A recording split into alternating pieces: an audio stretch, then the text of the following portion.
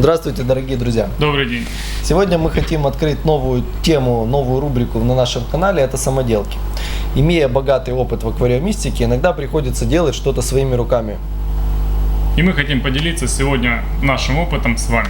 Да, сегодняшняя тема будет СО2 растворение в аквариуме. Двумя словами, зачем СО2 в аквариуме? Это одна из основ успешного выращивания аквариумных растений. Для успешного выращивания аквариумных растений вам необходим углекислый газ СО2.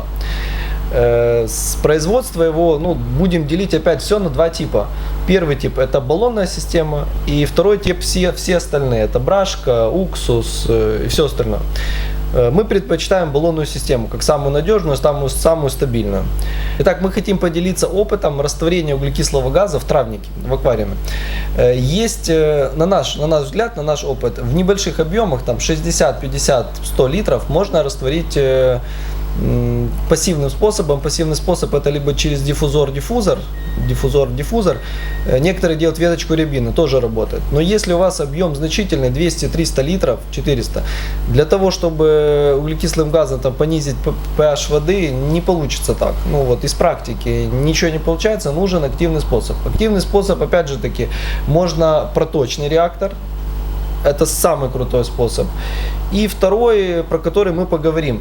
То есть это активный способ растворения при помощи колбы, грубо говоря, и мотора. И инжекторной системы. Да, инжекторная система. Итак, наше произведение искусства Денис Александрович сейчас расскажет. Денис Александрович, рассказывайте, пожалуйста, про изготовление этого дивного устройства. Итак, па-бам! Итак, вот у нас так вот примерно выглядит готовый реактор. Рабочий, он работал. Рабочий, да. То есть, видите, он даже не отмылся до конца. Вот. И сейчас мы более подробно покажем вам, как его сделать. Не, давайте про смысл расскажем, принцип расскажем. Хорошо. Итак, принцип работы всего чудесного реактора. Здесь мы подключаем какой-то двигатель или мотор, который просто гонит воздух через эту систему, и с помощью инжектора вот здесь устанавливается трубочка, подводится углекислота, он подхватывает пузырек в колбе, постоянно его вращает, тем самым растворяя. А нижняя часть в виде такой вот чудесной мочалочки не позволяет сразу выдавить пузырек СО2 как бы в аквариум, а принудительно его растворяя в воде. Да, такой объем колбы будет достаточно, там 200-300 литров запросто. Если объем больше, то просто нужно взять будет объем колбочки поболее. И этот способ еще чем хорош, он очень экономно растворяет газ.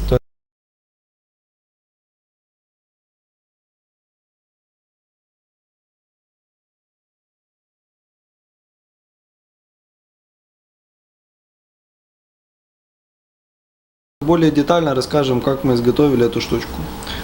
Слово Денису Александровичу, главному конструктору Тукрабс. Так, будьте добры. Итак, наш чудесный девайс состоит из вот такой вот чудесной баночки, из диффузора. Денис Александрович, а почему не из вот такой вот баночки? К сожалению, в такой чудесной... Его можно сделать из такой баночки, просто потом в дальнейшей эксплуатации вы не будете видеть, как у вас там пузырек распределяется, как он вводится, то есть визуализации нет. То есть смысл это визуализация, да, чтобы обязательно баночка должна быть прозрачной. Чтобы такая баночка, вот такая баночка, чтобы в фокусе она была. Да, чтобы вы видели. Не нужно. Так, далее. Итак, далее мы берем диффузор, это такая штучка, которая позволяет забирать... Инжектор, вы говорили. Инжектор, да, который позволяет забирать пузырек воздуха и подавать его в наш сосуд. По-моему, такая штучка была в внутреннем фильтре каком-то, да? Да, в внутреннем фильтре. Совершенно мы примеряем его по размеру на баночку и наносим маркером специальную пометку. Для того, чтобы... вам нужен будет маркер. Да, для того, чтобы видеть, какого размера отверстия нам сделать. Но даже если вы промахнулись с отверстием и сделали его больше, чем нужно, то тогда мы берем кусочек шланга силиконового и используем его в роли уплотнителя.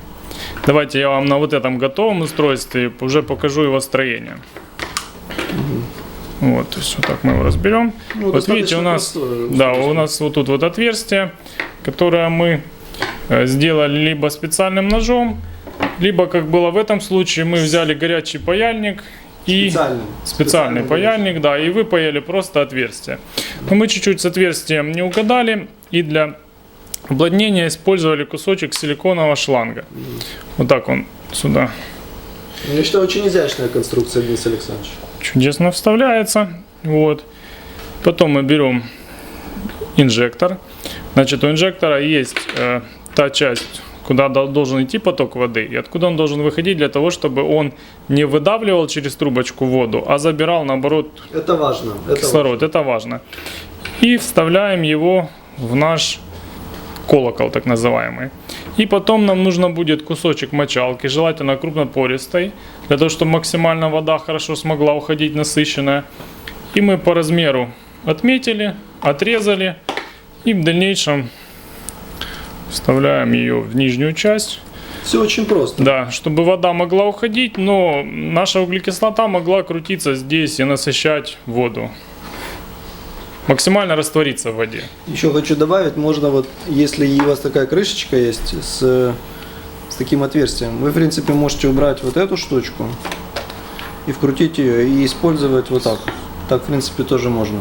Но можно лучше с губочкой. Практика показывает с губочкой. Итак, вот наш чудесный диффузор. И, значит, для того, чтобы его в дальнейшем оно работало, нужен насос. То есть насос мы берем внутренний, производительностью где-то порядка 500 литров в час. То есть он, чтобы был не сильно мощный, иначе он будет вымывать все это, то есть средний. Не сильно, Денис Александрович, позвольте сказать, не сильно слабый, потому что если будет очень слабенький моторчик, то при выключении и включении света будет завоздушиваться углекислым газом ваш, ну если нет электромагнитного клапана, завоздушивается мотор. Поэтому он должен таки быть 500-600 литров в час. Вот. Мы брали непосредственно инжектор с этого насоса, поэтому он хорошо соединяется. Вот. Если же у вас инжектор, если у вас какого-то другого насоса, то для соединения их можно просто использовать, опять же, наш кусочек чудесного силиконового шланга как прокладочку. Ничего сложного нет. Ничего сложного нет. Итак, вот в таком положении мы опускаем все в воду, и оно работает. Работает. И еще я должен отметить, я очень люблю отмечать, что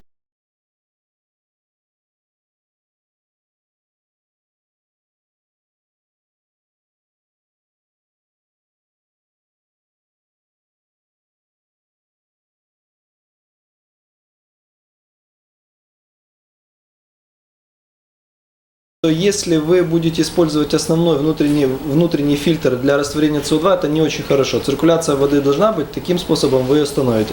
Поэтому один фильтр должен быть для циркуляции, один специально для растворения углекислого газа. Итак, спасибо за внимание. Подписывайтесь на наш канал. И ставьте лайки. Пока-пока.